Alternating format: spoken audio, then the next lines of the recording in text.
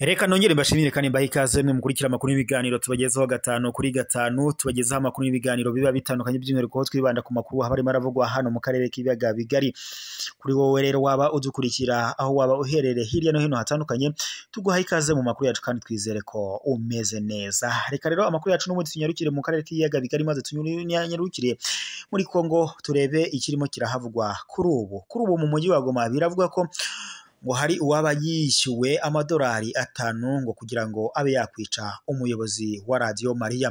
Mu yandi makuru kandi nuko muri Kongo bivugwa ko abagore barenga 2025 bafashwe ku ngufu mu mwaka w'2023.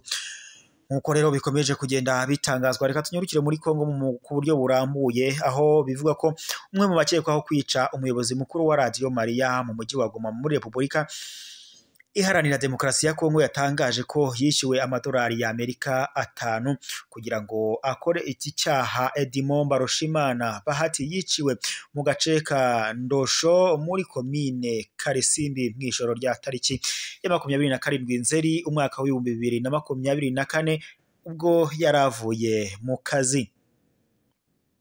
Ababonye umurambo we bahamije ko yarashwe nyuma y'iperereza kuri uyu wa 30 Nzeri. Igipolisi n'igisirikare bikorera mu mujyi wa Goma byeretse itangazamakuru abantu bakekwaho kugira uruhare mu rupfu rwa Bahati, barimo umusore witwa Dieme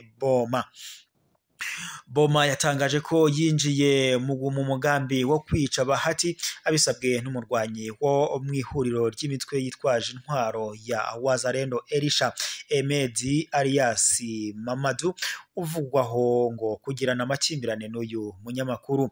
Yagize ati nari mu rugo Elisha Emedi alias Mamadu wakoze iki cyaha arampamagara ampa amadolari 5 kugira ngo nice uyu munyamakuru, nyuma yaho bagiranye amakimbirane ntazi. Yarashiye umunyamakuru amasasu 2 mu gatuza. Meya w'umujyi wa Goma Kamanda Kapende Force yagaragaje ko bitumvikana kuba umuntu asabwa kwica mugenzi we kugira ngo yishyurwe amadolari 5. Asobanura ko inzego z'umutekano zigiye guhagurukira kurushaho abagizi ba nabi kugira ngo bagezwe imbere y'ubutabera.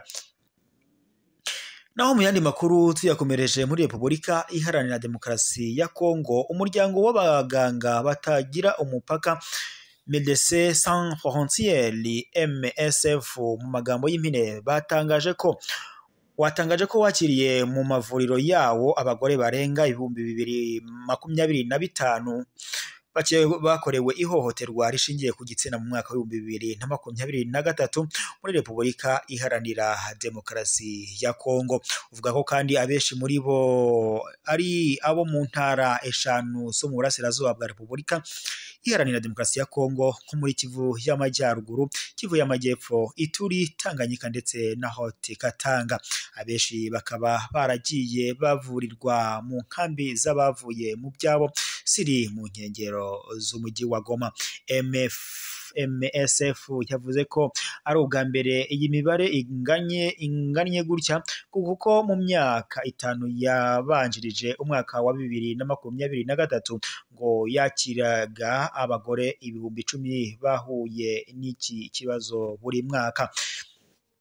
Ibi bivuze ko umubare w'abakorewe ihohoterwa rishingiye ku gitsina wikubye inshuro zirenga 2 mu mwaka w'2023. MSF igaragaza ko hakiri impungenge kubera ko iyi mibare ikomeje gutumbagira, kuko muri uyu mwaka wa 2024 kuva muri Mutarama kugeza muri Gicurasi bakiriye abagore abakorewe ihohoterwa rishingiye ku gitsina barenga 17,000 mu ntara ya Kivu y'Amajyaruguru yonyine. Uyu muryango utangaza ko ibi bikorwa bibi akenshi ngo bikorerwa abagore baba bagiye gutashya inkwi zo gutekesha, kuvoma cyangwa abasangwa mu mirima yabo bari guhinga bagasagararirwa.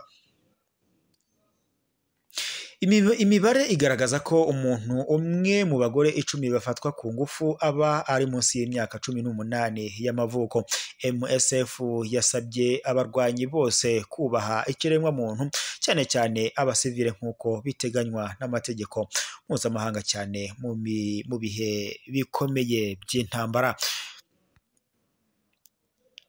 Reka rero mbashimire mwe mudukurikira mu makuru y'ibiganiro tubagezeho 5 kuri 5 nkuko byakomeje kugenda nyine bitangazwa cyangwa se bivugwa muri Repubulika Iharanira Demokarasi ya Kongo. Abagore bakomeje gukorerwa ihohoterwa, ni Kongo ikomeje kumvikanamo imirwano ihuza impande ebyiri, Kongo ndetse n'umutwe witwaje intwaro wa M23 ndetse n'indi mitwe yitwaje intwaro harimo nka za Wazalendo ndetse na FDLR n'iyindi itandukanye ikorera mu burasirazuba bwa Repubulika Iharanira Demokarasi ya Kongo. Gusa iyo ukurikiranye neza wumva ko intara ndetse muri Kivu y'Amajyaruguru ariho hakomeje doko mu ntara ya Kivu, mu ntara 5 arizo zikomeje kumvikanamo ibi bikorwa by'ubugizi bwa nabi bukomeje gukorerwa abagore cyangwa se bakomeje guhohoterwa.